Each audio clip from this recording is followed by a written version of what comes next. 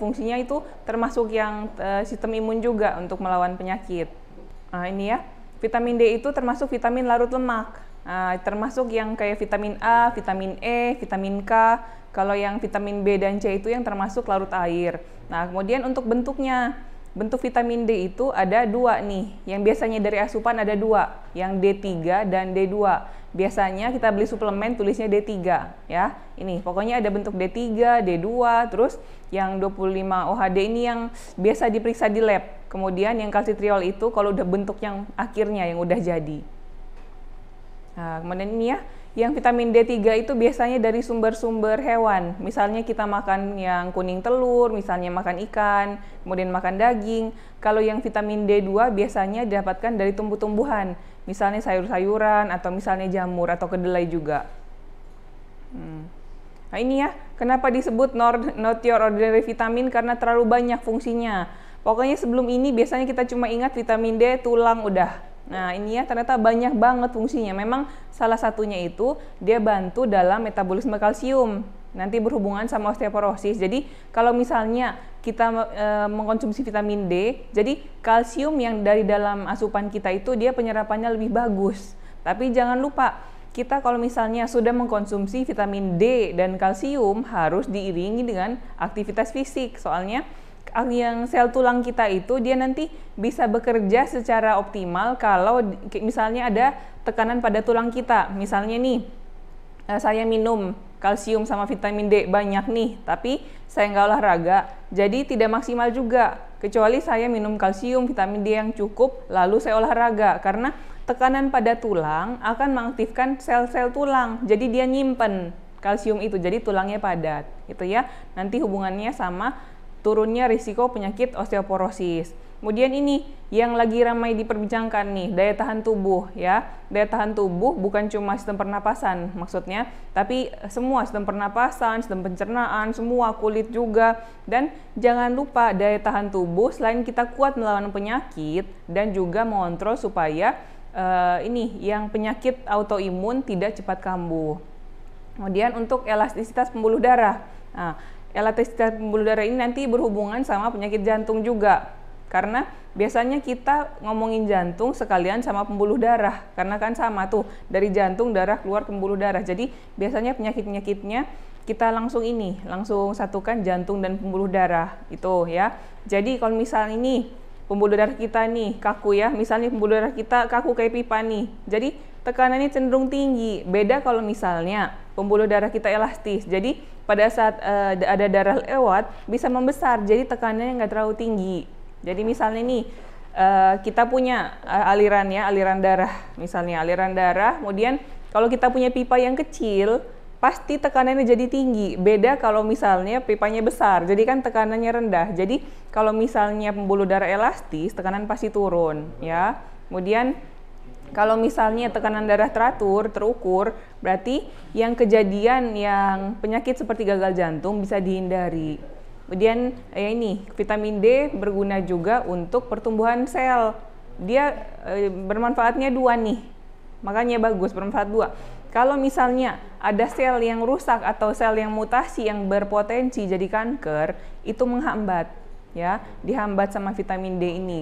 Tapi kalau misalnya sel normal kita yang rusak, nanti vitamin D bisa membantu menghancurkan sel yang rusak itu dan membantu membentuk sel yang baru yang untuk menggantikan tadi yang udah rusak ya. Kemudian berperan juga pada hormon. Salah satunya hormon insulin yang mengatur gula ya. Jadi kalau misalnya kita kurang vitamin D, bisa juga gula kita terganggu karena insulinnya terganggu. Jadi kan kalau masuknya sensitivitas insulin adalah kan badan kita memproduksi insulin, normalnya ada insulin. Masalah bisa digunakan apa tidak, itu tergantung sensitif apa enggak badan kita. Jadi, insulin yang sudah dihasilkan, kalau misalnya badan kita tidak sensitif terhadap insulin, insulinnya nggak bisa dipakai. Jadi, gula yang dari makanan itu kan, dia pasti diserap nih. Dia pasti diserap dari makanan ke darah. Jadi kan yang dari makanan itu diserap jadi gula darah. Normalnya oleh insulin yang kadar dalam darah itu akan dimasukkan ke dalam sel. Gitu ya. Kalau misalnya badan kita tidak sensitif, makanya gula di darah bisa tinggi karena tidak berhasil masuk ke dalam sel. Makanya yang kita mau adalah yang badan kita itu sensitif terhadap insulin, ya. Kemudian hormon-hormon lain nih, biasanya pada orang yang obesitas hormonnya kan sudah berubah tuh. Kalau misalnya kurangan vitamin D juga, badan kita tuh cenderung nyimpan lemak. Jadi yang sudah obes cenderung tetap obes, gitu ya.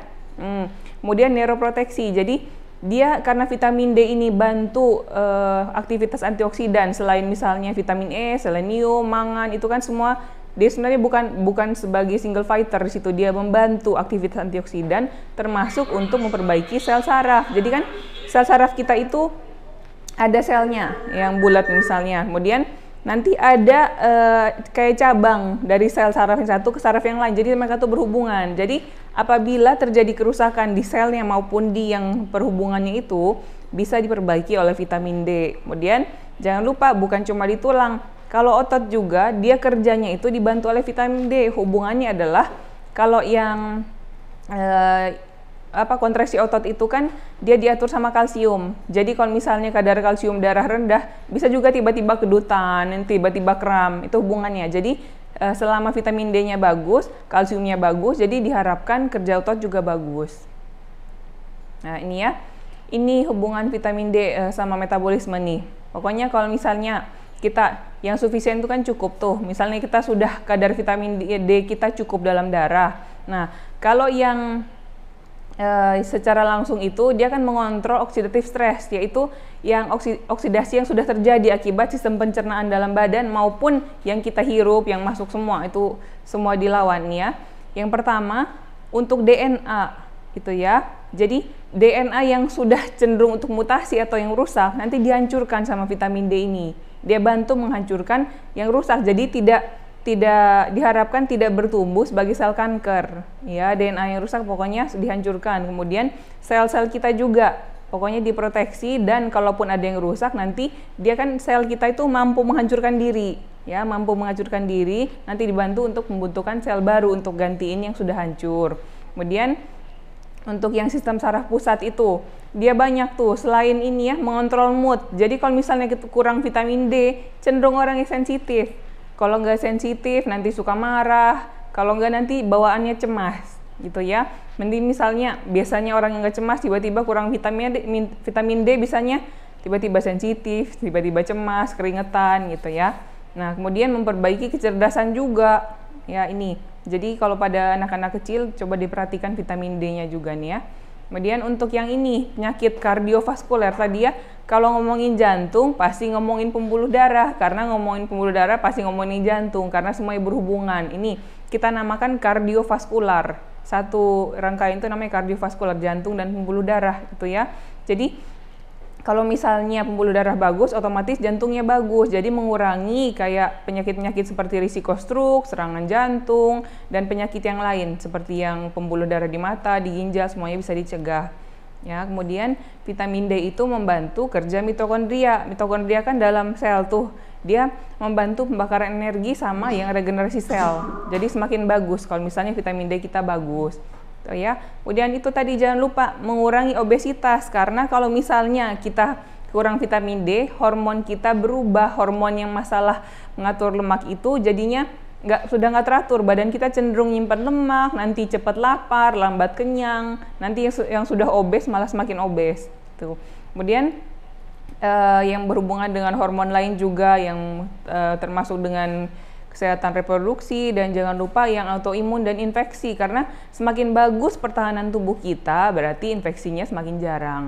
Ya, jangan lupa juga untuk penyakit lainnya yang health aging itu, mau yang penyakit kanker, penyakit paru, kemudian penyakit-penyakit yang berhubungan sama tulang dan otot, sama itu yang sarkopenia adalah ketidakseimbangan antara otot sama lemak. Jadi lemaknya tuh banyak karena dia basicnya mengontrol hormon ya. Next.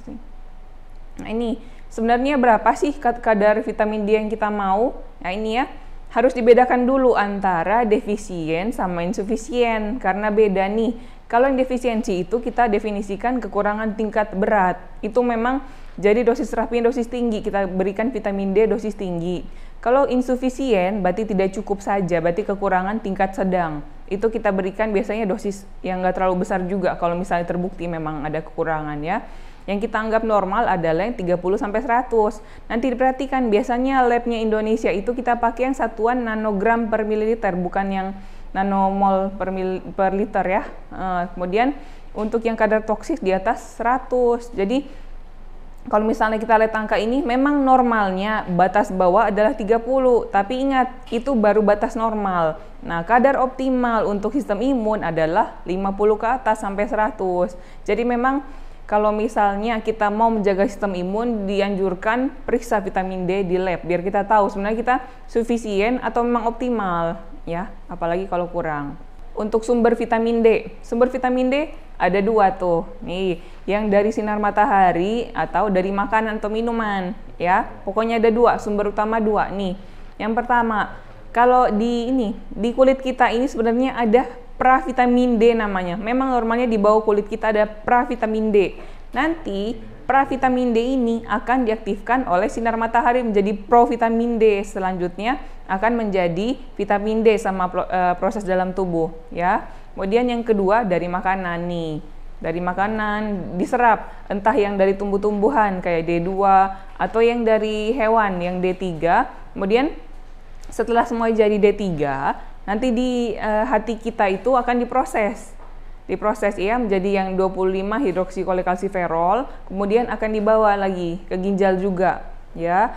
Terus diproses menjadi yang yang produk akhirnya jadi 125 dihidroksikolekalsiferol. Itu nanti bentuk aktifnya. Nah ini, kemudian sebenarnya vitamin D kalau misalnya kita sudah cukup dalam badan, sudah kadar sufisien, itu bisa cukup dari makanan, tapi berapa dulu dimakan ya. Ini satuannya unit, kadar vitamin D dalam bentuk unit dengan per porsi makanan. Coba diperhatikan, porsi makanan itu beda, tiap makanan semua porsinya masing-masing beda ya. Makanya kalau nasi kan misalnya nasi 1 porsi 100 gram, tapi kalau ikan cukup 40 gram. Jadi semua makanan punya porsi yang berbeda ya, bukan pukul rata 100 gram. Jadi yang paling tinggi itu di minyak hati ikan kod. Makanya suplemen anak-anak biasanya dikasih itu, suplemen hati minyak ikan kod, karena dia per 15 mili saja yang vitamin D-nya itu sudah 1360 unit, sudah banyak karena dia paling tinggi ya. Kemudian diikutikan trout itu per 85 gram, dia kadar vitamin D-nya 645 unit. Kemudian baru salmon, cuma memang biasanya di kita dijualnya ikan salmon, tapi sebenarnya trout lebih tinggi dia ya. Ikan salmon itu dia per 85 gram itu 570. Kalau jamur bisa juga nih 75 gram, 366 unit. Kalau yang almond per 100 gram dia 144 unit. Coba diperhatikan nanti yang susu sama sereal itu kan sebenarnya bahan olahan ya.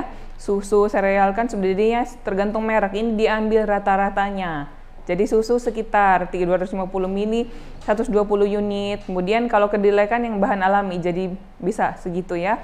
200 gram dia 100 unit. Kemudian sereal tergantung mereknya lagi nih.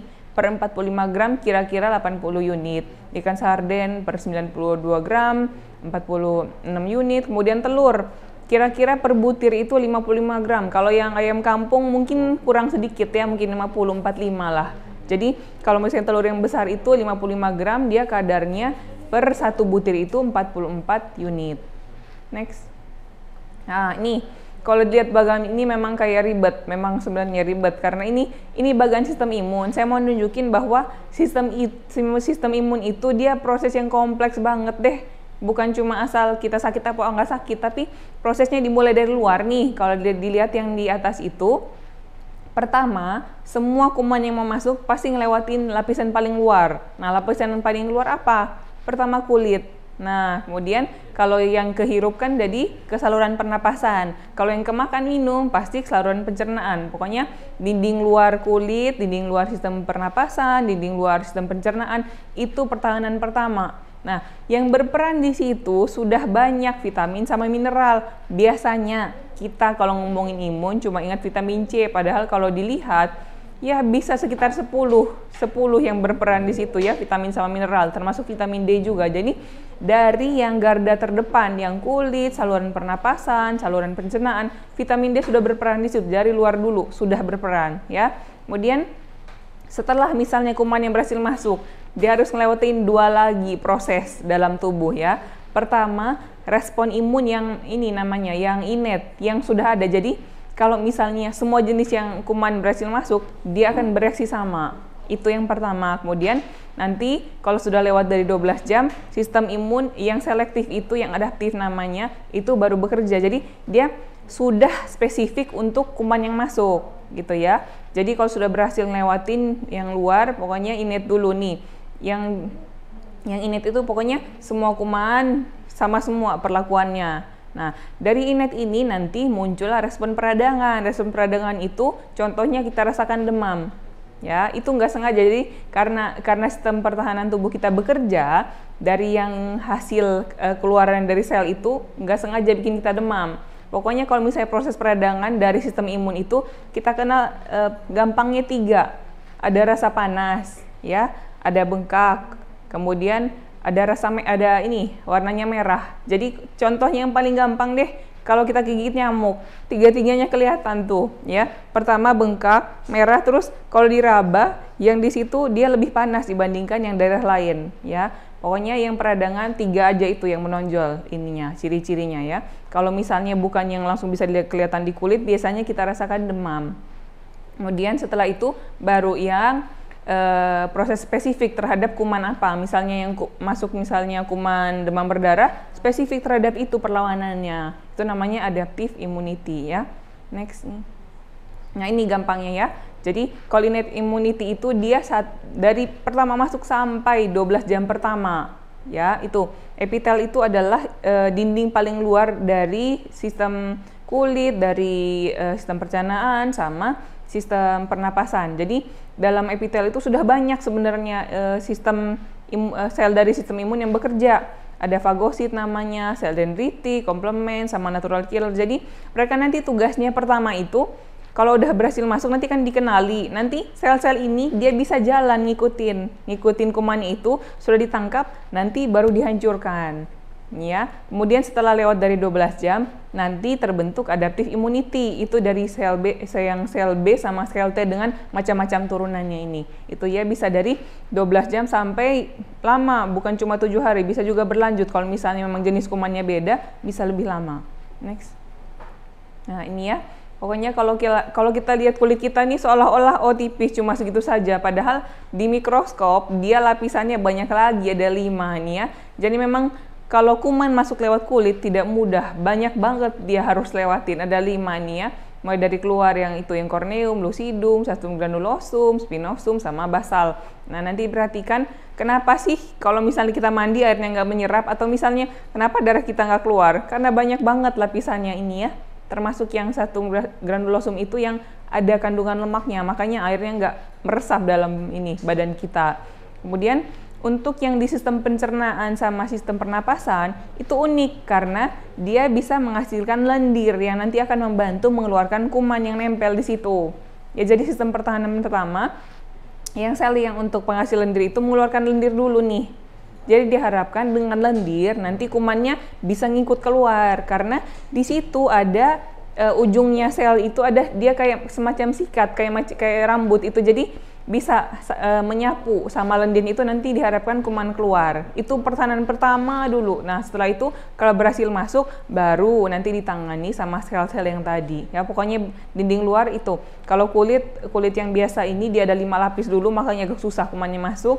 Kalau sistem pencernaan sama pernapasan ada lendirnya, makanya kalau kita lagi sakit batuk nih, pasti kalau batuk keluar lendirnya karena badan kita sedang bekerja, berusaha melawan. Jadi dia ya memang sengaja mengeluarkan lendir supaya kumannya ikut keluar ya. Next. Nah, ini ya. Pokoknya kalau yang innate immunity tadi yang memang sudah ada dalam badan dan perlakuannya sama semua kuman, makanya disebut rapid response karena sudah ada jadi bisa cepat. Ya, tadi makrofag, natural killer cell, dendritik, neutrofil, eosinofil, basofil itu kerjanya cepat karena memang sudah ada. Nah, untuk adaptive immunity ini yang berhubungan sama vaksin nantinya. Ini ya, kalau misalnya kita sudah kenal, jadi bisa membentuk antibodi yang spesifik untuk kuman yang masuk. Next. Nah ini ya, tadi diperhatikan sistem imun. Jadi dari yang paling luar sama di semua proses, vitamin D berperan. Makanya vitamin D itu sangat penting untuk sistem imun. Karena bukan cuma di dalam, tapi dari dinding luar sudah berperan. Ini saya mau tunjukin bahwa memang di semua stage itu vitamin D berperan. Next. Nah ini sebenarnya berapa sih kita perlunya vitamin D? Apakah nanti di apotek adanya berapa langsung beli? Nih ya. Pokoknya kita mengacu pada angka kecukupan gizi dari Kementerian Kesehatan. Yang terbaru itu tahun 2019 nih ya. Kenapa kita mengikuti aturan dari Kementerian Kesehatan? Karena ini sudah dibuat berdasarkan statistik dan penelitian sama Badan Orang Indonesia. Jadi kalau misalnya kita pakai acuan orang Amerika misalnya, dari fisik saja sudah berbeda. Kalau misalnya kita nih 175 cm, di sini laki-laki mungkin dianggap tinggi, tapi di sana mungkin sebagai perempuan yang biasa. Karena dari fisik saja sudah beda. Jadi kita selalu mengacu pada peraturan pemerintah kita. Ini ya, kalau angka kecukupan gizinya ini, kalau pada bayi atau anak sampai 11 bulan cukup 400 unit. Ya, setelah itu dari 1 tahun sampai dewasa 600 unit. Kemudian kalau di atas 65, 800 unit. Begitu juga sama cewek cowok sama kalau udah dari 10 tahun ya. Kemudian untuk ibu hamil sama menyusui, nanti kalau misalnya vitamin D-nya sudah optimal nih di atas 50 dan asupannya yang sumber vitamin D-nya bagus, dianggap tidak perlu suplemen. Kecuali misalnya ada penurunan asupan pada ibu hamil yang misalnya mual terus, muntah, itu perlu diberikan suplemen ya. Dan misalnya vitamin D, kadar vitamin D darahnya belum optimal. Nah, kemudian untuk satuannya ini kan dalam bentuk unit, kadang-kadang ada suplemen yang dalam bentuk mikrogram. Nanti ini dibagi konversinya bagi 40. Jadi pada anak yang baru lahir sampai 11 bulan itu dia 10 mikrogram. Ya, kemudian pada kita nih orang dewasa dari 1 tahun sampai dewasa 15 mikro, kemudian di atas 65 tahun 20 mikrogram. Jadi kalau misalnya dalam bentuk unit segitu, kalau dalam bentuk mikrogram itu dibagi 40 ya. Jadi kalau beli suplemen dilihat dulu dia unit apa mikrogram, jangan salah ya. Next. Nah iya, kemudian ini pokoknya vitamin D 2 nih dari makanan, minuman, kalau enggak dari matahari ya. Next. Ini sebenarnya apa sih sinar matahari yang berguna? Nah, sinar matahari itu dia ada 3 gelombang UV-nya, ultravioletnya ada 3 ya. Ini yang pertama itu yang UVA, dia gelombangnya paling panjang ya. Dia bisa 400 sampai 315 nanometer nih. Pokoknya dia paling berbahaya karena gelombangnya panjang, bisa nembus di kulit yang paling dalam. Tadi yang 5 lapis itu dia bisa nembus, jadi paling berbahaya. Itu yang paling berpengaruh pada kejadian kanker kulit ya. Kemudian UVB ini itu yang berguna bagi kita. Dia panjang gelombangnya sedang, bisa menembus kulit, tapi asal jangan kelamaan ya, bisa menembus kulit dan menghasilkan vitamin D. Jadi merubah pravitamin D dalam kulit menjadi provitamin D untuk nanti diproses lebih lanjut oleh badan. Kemudian UVC ini, UVC dia gelombangnya paling pendek, paling berbahaya. Kalau kena kita bisa langsung terjadi macam-macam. Kalau nggak burning, kanker, tapi untungnya dia terfilter sama atmosfer. Jadi tidak masuk ke dalam bumi. Jadi basicnya ada 3 nih, UVA, UVB, UVC, tapi yang masuk cuma UVA sama B ya. Yang C memang paling berbahaya tapi nggak berhasil masuk ke atmosfer, aman ya. Yang UVA dihindari, kalau UVB ada waktunya dulu ya. Next. Nah ini tadi ya, yang UVB dia bantu mengkonversi pravitamin D menjadi provitamin D. Ini ya, nanti sama badan diubah menjadi vitamin D yang aktif. Ini sebenarnya tergantung durasi ini, waktu paparan, termasuk kalau misalnya jamnya udah bener tapi tiba-tiba kabut kan beda ya. Kemudian kandungan pigmen kulit juga, melanin itu, sama penggunaan sunblock. Hati-hati juga, walaupun dia bermanfaat untuk menghasilkan vitamin D, tapi kalau kelamaan bisa juga pertama pasti burning dulu, gosong kulitnya. Kemudian kalau kelamaan gitu-gitu terus, nanti lama-lama bisa memicu terjadinya kanker kulit. Next. Ini ya. Ini sebenarnya waktu berjemur itu tergantung dulu sama warna kulit. Jadi semakin gelap kulitnya, semakin banyak sel pigmen melanin yang melindungi kulit. Jadi vitamin D-nya jadi sedikit terbentuknya. Kalau dilihat penelitian ini dibandingkan tuh antara yang kulit nomor 2 sama nomor 4 tuh. Ya, nomor 2 itu ya putih tapi nggak terlalu putih kayak kertas gitu ya. Kalau yang 4 hitam tapi ya nggak terlalu hitam banget. Itu pokoknya dua dibandingkan antara 2 sama 4. Nah, kalau yang kulit nomor 2 yang memang agak cerah itu semakin lama ininya paparan dari sinar matahari, semakin banyak vitamin D yang terbentuk. Tapi pada kulit yang gelap yang banyak sel pigmen melaninnya, dia kalau misalnya jemur lama juga tetap segitu saja vitamin D yang terbentuk karena badan dia memproteksi dari sinar UV itu. Jadi memang keuntungan berjemur itu lebih pada yang kulitnya nggak terlalu gelap. Next. Nah ini untuk Indonesia gimana? Pokoknya kita selalu gimana ya, bertanya pada ahlinya. Kalau urusan makanan mungkin saya dokter gizi, tapi urusan kulit itu harus tanya sama dokter kulit. Ini anjuran dari pengurus pusat Perhimpunan Dokter Spesialis Kulit Indonesia ya. Pokoknya patokan pada ahlinya, kompetensinya ada di situ ya, kompeten mereka dalam bidang itu. Jadi kita patokannya di situ.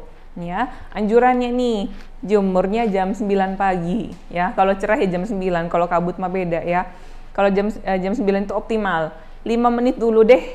Nah, kemudian kalau misalnya sudah terbiasa 5 menit baru dinaikin jadi 15 menit, 2-3 kali seminggu. Ya, karena orang Indonesia kan kita basicnya orang yang nggak terlalu gelap kulitnya. Jadi semakin lama durasi semakin meningkat vitamin D-nya. Tapi cukup 5-15 menit, 2-3 kali seminggu. Ya, jadi kalau misalnya nih punya riwayat begitu kena sinar matahari langsung merah, jangan, berarti kan sensitif terhadap sinar matahari. Kemudian kita harus berhenti berjemur kalau kulit sudah mulai merah muda, jangan sampai gosong. Kalau misalnya sudah merah muda, berarti sudah cukup. Ya, jangan sampai udah kering, agak sudah merah tua, udah perih, itu berarti sudah kelamaan. Ya. Kemudian untuk yang berjemurnya ditutupi yang bagian muka sama leher, boleh nih ya. Jadi kalau misalnya mau jemur pakai topi boleh, yang penting yang lain terekspos sama sinar matahari. Nih, jadi kalau misalnya di rumah saya anjurkan memang mungkin pakai yang you can see dulu sama celana pendek. Jadi kulit yang terpapar sinar matahari itu banyak. Jangan misalnya kalau misalnya kita saya lagi kerja di kantor pakai lengan panjang, terus kemudian celana panjang, terus saya jemur pas jam istirahat, kurang optimal karena yang terkena berarti cuma punggung tangannya, ya. Jadi yang penting paparan langsungnya, bukan masalah panasnya. Jadi kalau misalnya kita jemur dengan full dengan saya seperti ini, misalnya jemur nggak berguna karena nggak akan bisa nembus. Yang mau itu langsung terkena sinar matahari kulitnya, ya.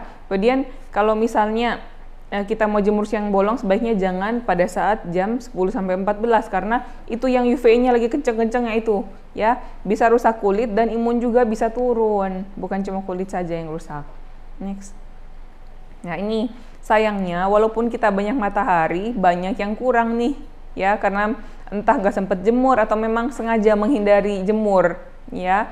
Pada ibu hamil sayangnya kita ketemu 85%, makanya ibu hamil teorinya tadi yang angka kecukupan gizi nggak usah ditambah suplemen, tapi di lapangan kenyataannya 85% defisiensi itu yang ibu-ibu hamil itu. Ya makanya kita berikan suplemen.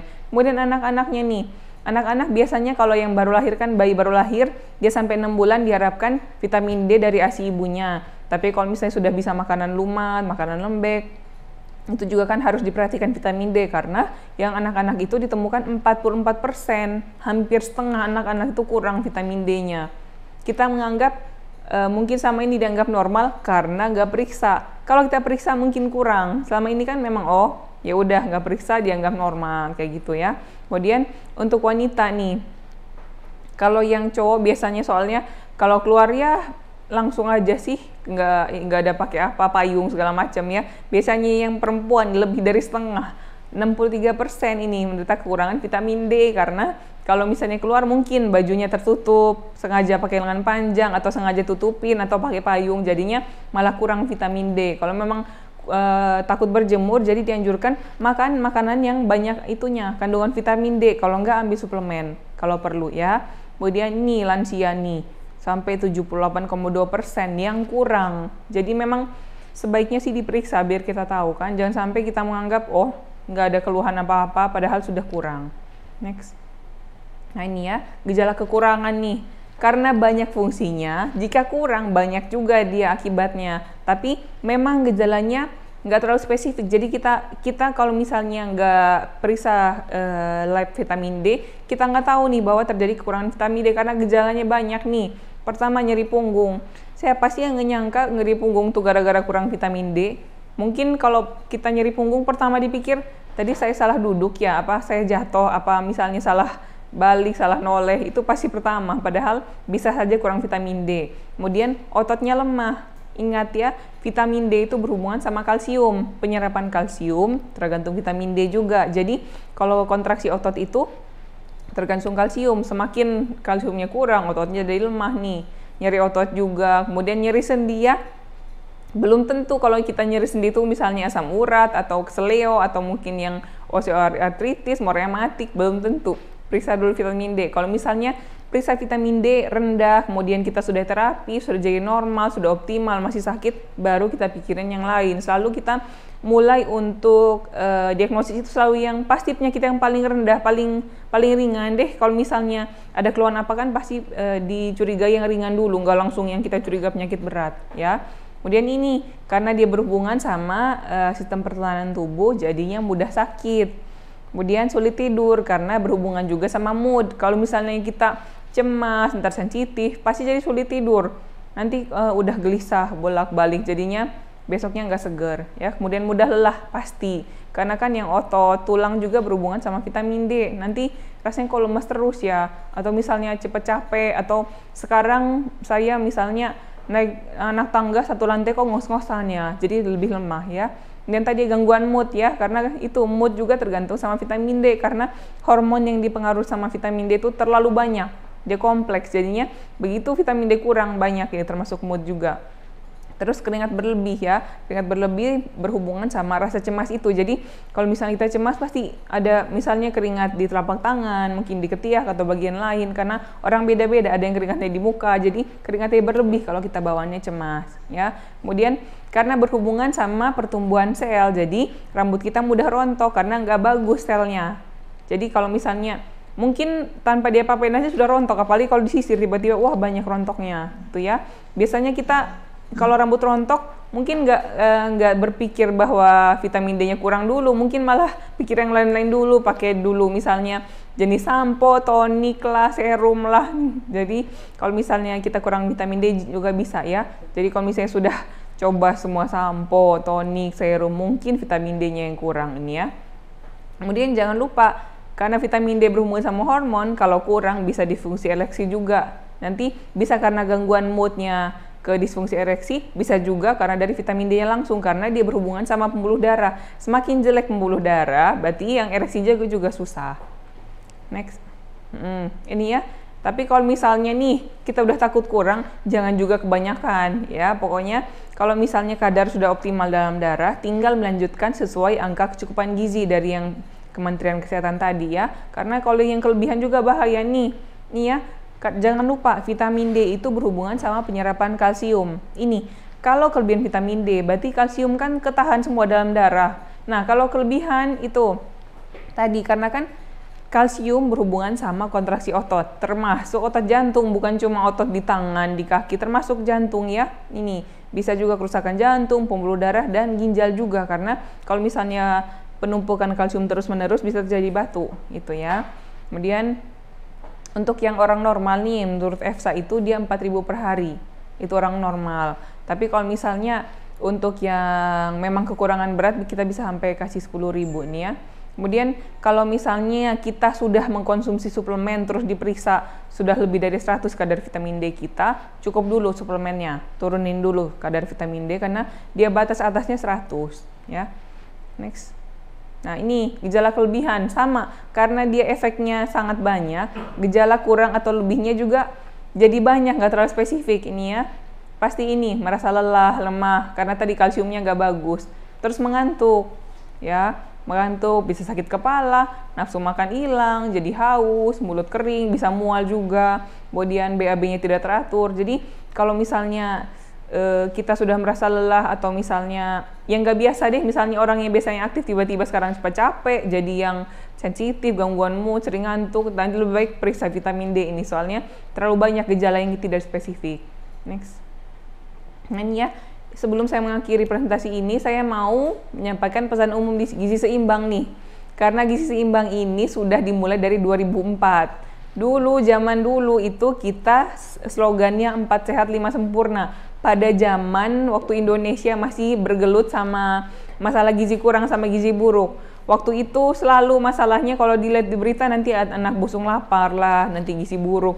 Dari 2004 udah diubah ya. Jadi karena kita trennya sudah berubah nih, yang meningkat malah angka obesitas, terus penyakit-penyakit yang berhubungan sama metabolik kayak stroke, kayak penyakit jantung, kemudian yang diabetes, sakit ginjal, kan memang pola sudah berubah. Jadi slogan berubah. Tidak ada lagi 4 sehat 5 sempurna ya, karena kita trennya sudah obesitas. Kalau misalnya makannya udah banyak, masih tambah susu lagi, tambah risiko penyakitnya ya. Nah, yang pertama itu syukuri dan nikmati aneka ragam makanan, karena semua makanan itu punya kandungan gizinya masing-masing. Jadi dianjurkan memang makannya beda-beda. Apalagi kalau misalnya udah dewasa kan sebenarnya kita makan apa yang dibutuhkan, bukan misalnya anak kecil cuma doyannya ayam, makan ayam terus. Jadi kita kalau bisa sih memang bervariasi menunya. Misalnya hari ini ayam, mungkin besok daging, mungkin besoknya telur, atau misalnya ada tahu, tempe, kemudian diganti antara kacang merah, kacang hijau bisa juga. Kemudian sayur juga diganti-ganti. Misalnya hari itu mau sekalian masak nggak apa-apa, besoknya diganti menunya. Ya, kemudian perbanyak makan sayur dan cukup buah. Ini ya, coba diingat nih, banyak makan sayur, cukup makan buah. Berarti sayur yang banyak, buahnya nggak usah banyak, cukup saja ya. Karena buah isinya karbohidrat, ya isinya gula. Jadi yang banyak itu sayur. Nah, sayur seberapa banyak sih? Sayur itu minimal satu mangkok sebesar 2 telapak tangan kita. Segini sekali makan sayurnya. Biasanya kita 1 mangkok penuh kuah, sayurnya kecil ya, sayurnya cuma berenang. Jadi segini makan itu minimal, 2 telapak tangan kita tuh minimal makan sayur. Kalau buah cukup 1, misalnya apel ukuran segini, pir, jeruk ukuran segini, nggak usah terlalu banyak. Yang sering saya ketemu itu makan pepaya, bisa 1 buah yang besar kayak gini, cukup 100 gram seperti ini ya. Biasanya makan pepaya, satu piring, 1 mangkok, 1 kotak makan habis. Jadi makan buah secukupnya, makan sayur yang banyak ya, minimal segini. Ya, makanya dianjurkan untuk makan sayur kukus. Jadi kalau misalnya kita rebus kan vitaminnya larut tuh di air, rusak kena suhu tinggi. Dianjurkan kukus, jadi gampang hitungnya juga. Jadi segini tuh memang sayur semua, nggak termasuk kuah ya. Kemudian nomor 3 tuh, biasakan mengkonsumsi lauk pauk mengandung protein tinggi ya. Yang dari hewan dulu, misalnya rendah lemak nih, ayam buang kulit, kemudian ikan boleh. Kemudian kalau telur, putihnya rendah lemak ya. Kemudian kalaupun bagian daging, nanti dibuang bagian lemaknya yang putih itu. Itu kan sebenarnya bagus, sumber protein. Lemaknya nggak usah. Kemudian bisa juga tahu, tempe, mungkin kacang hijau, kacang merah. Tapi diperhatikan cara masaknya. Tahu tempe cenderung kita goreng ya. Kalau nggak goreng dibacem pakai gula. Hati-hati ya. Kemudian yang kacang hijau, kacang merah, biasanya nih kacang merah kita misalnya beli nih, dikasih sirup yang pemanisnya, hati-hati tuh. Kemudian kacang hijau biasanya kita beli udah 3 in 1 tuh. Kacang hijaunya dapat, santannya dapat, gulanya juga ya. Padahal basicnya barangnya mah bagus, tapi cara mengolahnya dan tambahannya itu yang diperhatikan. Ya. Kemudian biasakan mengkonsumsi aneka ragam makanan pokok. Jangan lupa, badan kita ini dia kebutuhan pokok untuk energinya adalah karbohidrat. Jangan sampai kita diet mati-matian sampai yang karbonya sama sekali nggak dimakan. Nggak bagus, karena badan kita butuh yang energinya itu mayoritas dari karbo. Tetap harus dimakan, memang jumlahnya diperhatikan. Jadi kalau nasi itu biasa kita patokannya satu genggam tangan sendiri. Tetap perlu makan sumber karbo, atau misalnya nggak doyan nasi, mau ganti jagung, ubi, kentang boleh kok. Yang penting ada sumber karbonya, karena memang normalnya badan kita perlu karbo mayoritas untuk sumber energi. Ya. Kemudian nomor 5 nih, yang dihindari adalah yang manis, asin, berlemak.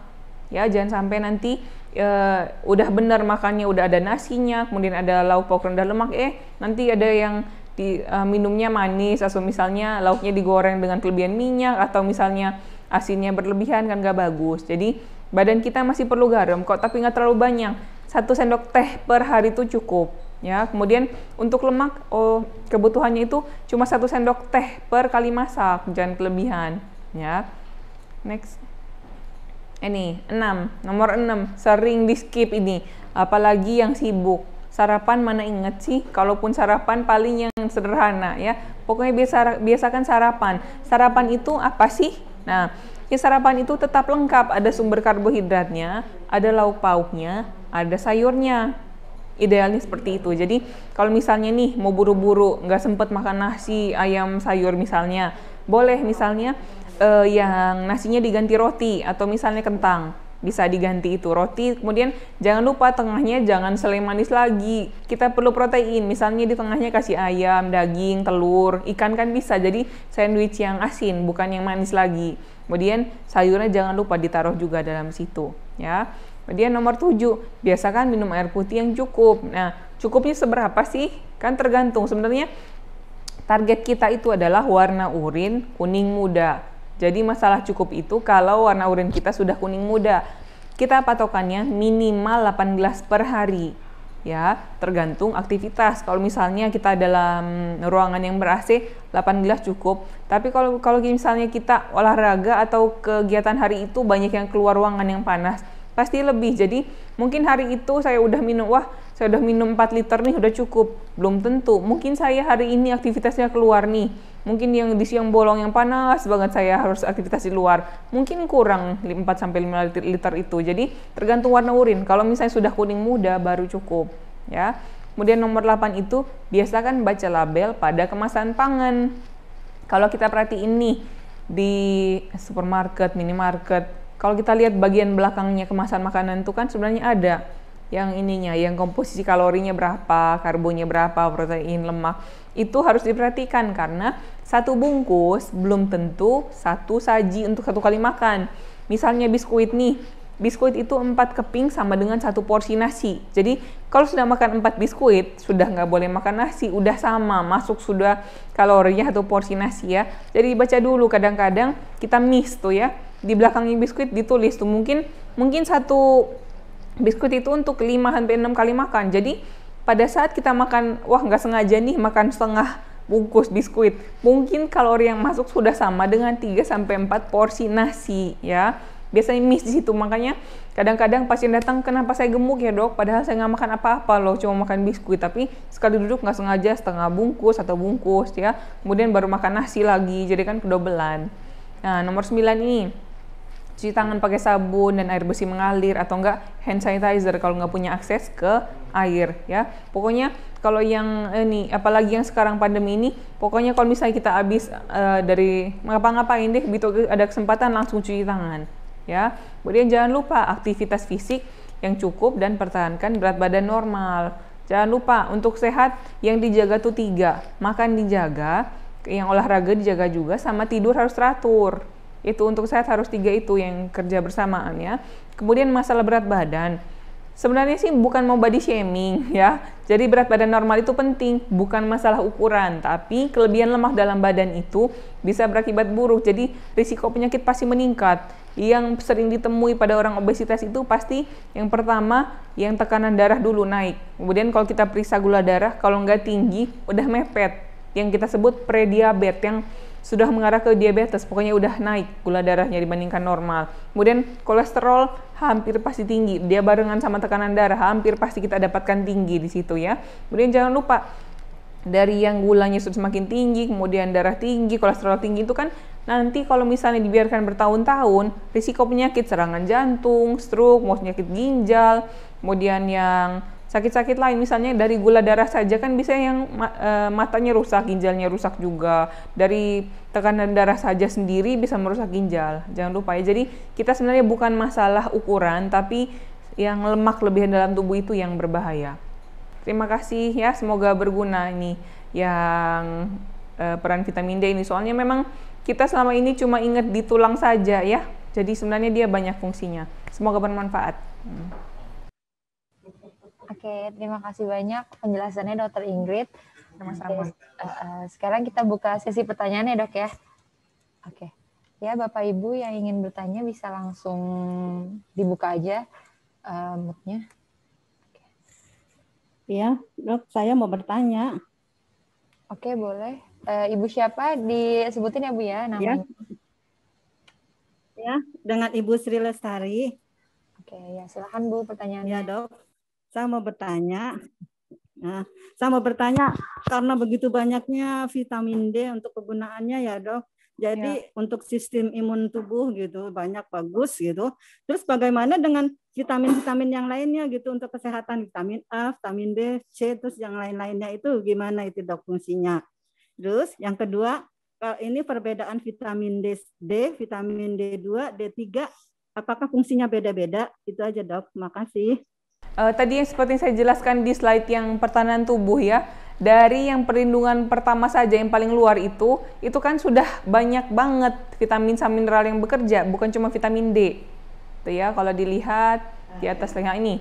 Dari vitamin A, nih D, C, E, B6, B12, mulai dari mineral folat, nih, yang selenium sama zinc semuanya bekerja. Jadi karena hari ini topiknya vitamin D, makanya saya cuma bahas vitamin D, tapi vitamin lain semua penting. Cuma memang biasanya kita cuma ingat vitamin C, padahal D juga penting. Tapi memang saya bahas vitamin D hanya karena kita topiknya hari ini vitamin D, tapi vitamin lain semua penting. Di sistem pertahanan tubuh semua penting. Ada vitamin D, C, A, semua E, B juga kok, sama mineral lain. Jadi bukan cuma vitamin D ya, semua vitamin yang lain penting Kalau juga. kita konsumsi semuanya nggak apa-apa, dok?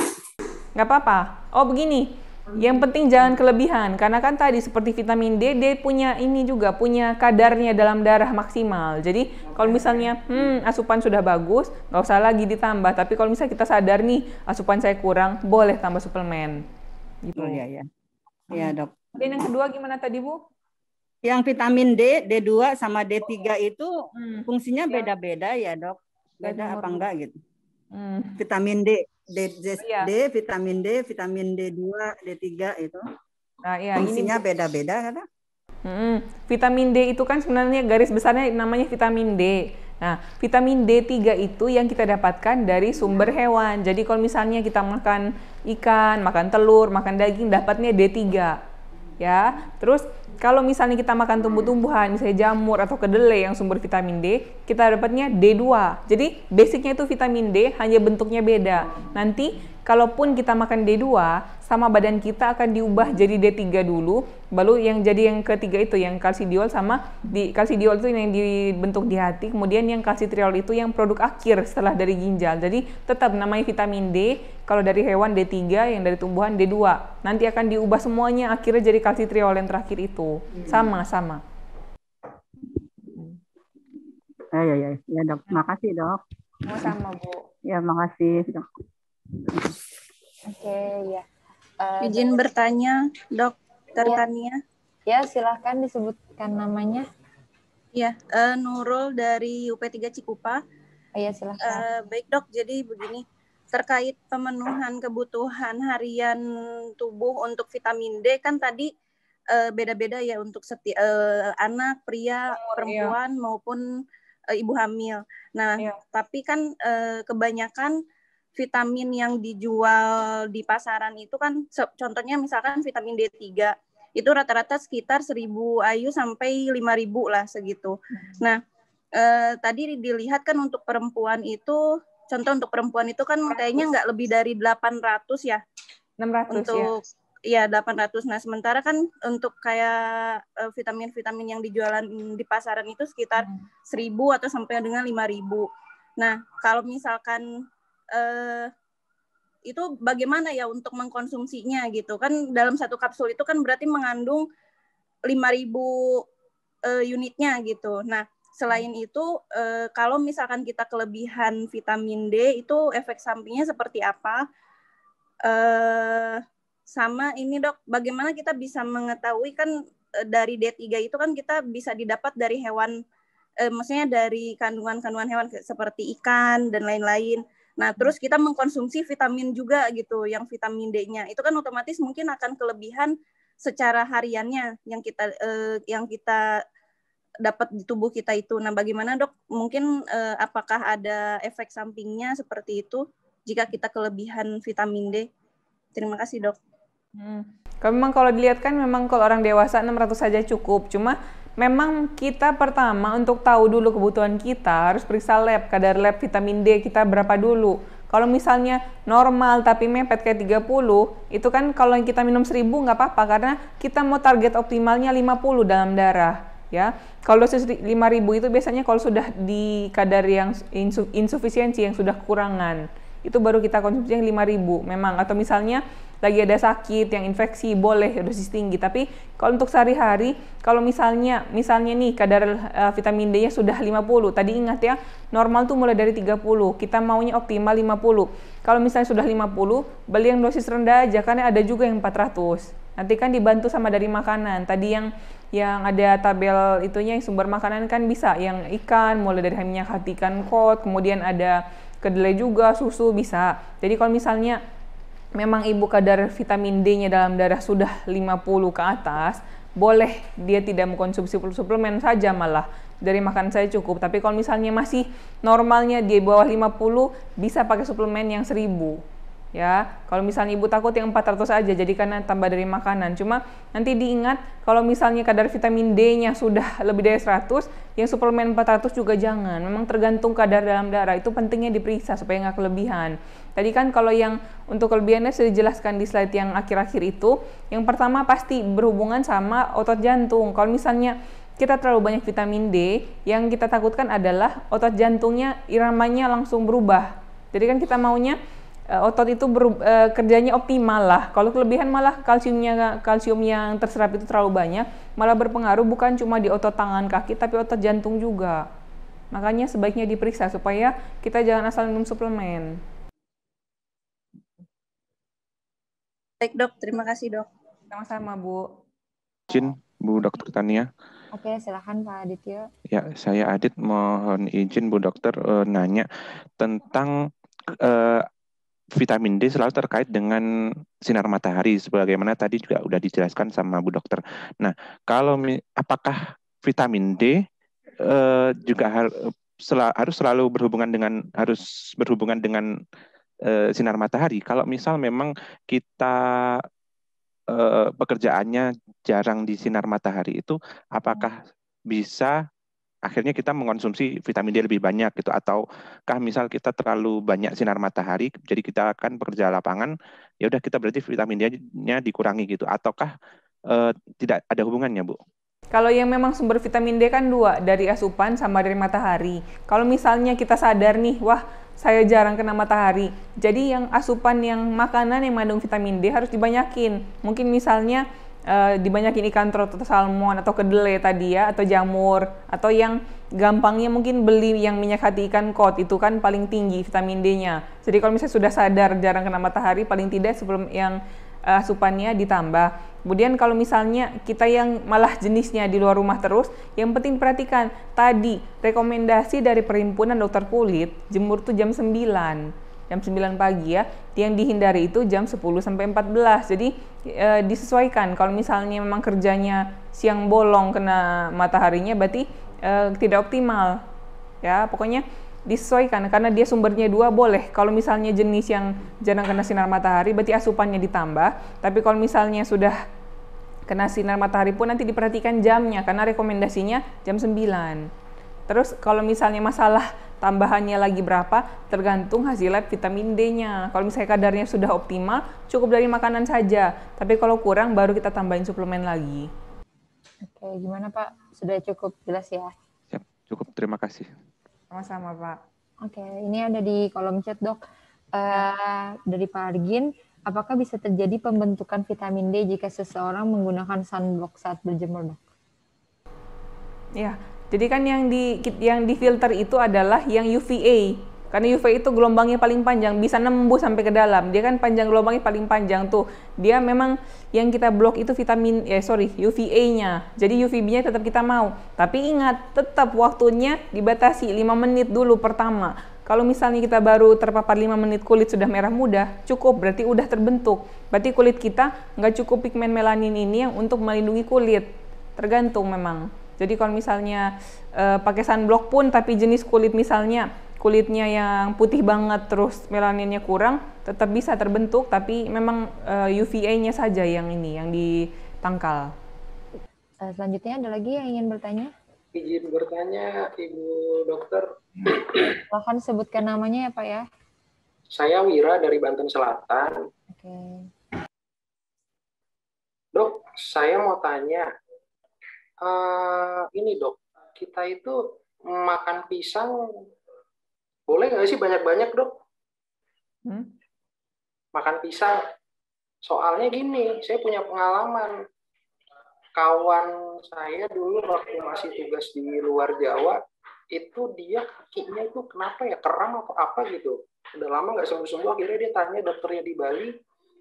Dia bilang gini, Bapak main tenis, cuman Bapak makan pisangnya 2 gitu. Sementara pemain tenis internasional aja, main tenis 5 jam, makan pisangnya cuma 1.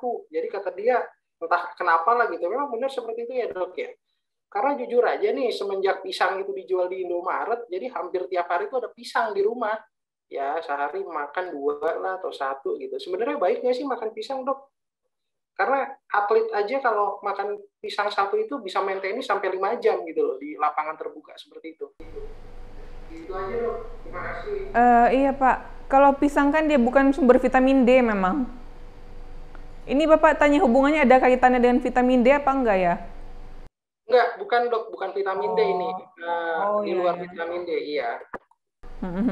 Ya, kalau masalah pisang memang kita ini yang kandungan kaliumnya. Kan kalium itu nanti dia sama-sama dengan kalsium mengatur kontraksi otot juga. Jadi kalau misalnya kelebihan, pasti jadi kontraksi otot nggak teratur. Salah satunya kalau nggak kesemutan, kedutan, kalau nggak kram pasti. Yang ototnya tiba-tiba kedut sendiri, memang nggak usah kelebihan. Jadi semuanya tergantung ini sih, tergantung asupan yang lain. Kalau misalnya yang kayak kita minuman yang sudah ada kaliumnya, yang kayak biasa dijual sudah isotonik lah, apa yang untuk minuman kesehatan, itu kan sudah ada kaliumnya juga, apalagi kalau misalnya ditambah pisang. Tapi masalah pisang pun tergantung kadar dalam darah. Biasanya memang kita nggak anjurkan untuk berlebihan karena kaliumnya tinggi. Nanti bisa aja sebelum atau sesudah olahraga malah ini ototnya malah kram, bisa kedutan, bisa kram, kesemutan. Memang kelebihan kalium, jadi nggak dianjurkan untuk kelebihan. Oke, kayaknya sudah cukup dok. Udah 5-6 pertanyaan ya dok ya. Oke. Selanjutnya udah mungkin sudah cukup ya dok ya. Terima kasih banyak dokter atas penjelasannya. Oke, ada closing statement lagi dok? Iya, ini intinya sih kalau kurang itu nggak bagus, lebih juga nggak bagus. Jangan sampai kita makan iklan nih, disangka vitamin D, vitamin C bagus jadi minum terlalu banyak. Pokoknya sesuai kebutuhan aja, jangan kurang tapi jangan lebih juga. Karena masalah sekarang bukan kurang lagi tapi lebih, karena kita lihat iklan sama takut sakit ya. Oke, siap. Terima kasih banyak Dr. Ingrid untuk penjelasannya. Oke, selanjutnya ini nanti ada tadi total 6 pertanyaan untuk Bapak Ibu. Nanti dari Betsaida akan mendapatkan souvenir. Nanti bisa langsung hubungi saya aja untuk souvenirnya ya. Oke, kurang lebihnya ini udah selesai webinarnya. Kurang lebihnya mohon maaf. Terima kasih untuk Betsaida atas kesempatan webinarnya kali ini.